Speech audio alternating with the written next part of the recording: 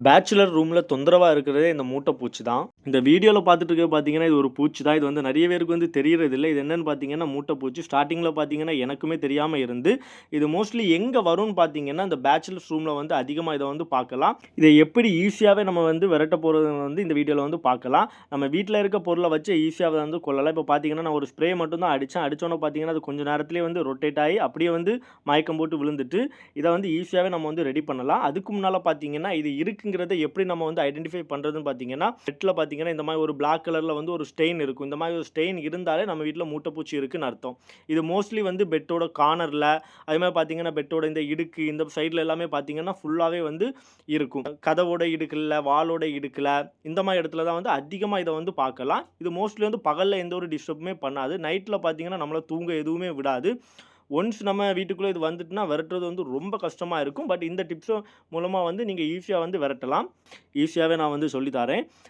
நார்மலா ஒரு water bottle எடுத்துக்கோங்க. வாட்டர் பாட்டில் இல்லன்னா, ஒரு ஸ்ப்ரே அடிக்கிற மாதிரி ஒரு கேன் ஒண்ணு எடுத்துக்கோங்க.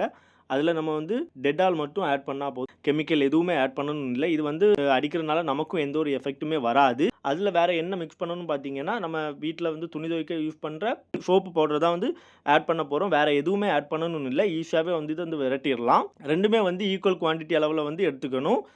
ஒரு மூட்டைப்பூச்சி வந்து பொறுத்தளவுல பார்த்தீங்கன்னா, 4 நாளைக்கு ஒரு முறை வந்து 75 எக் வரை வைக்குமாம். அது வந்து 4லேருந்து 17 நாளுக்குள்ள ஹேட்ச் ஆயி வந்துட்டே இருக்கும். அதனால இத விரட்டுறது வந்து ரொம்ப கஷ்டமா இருக்கும்.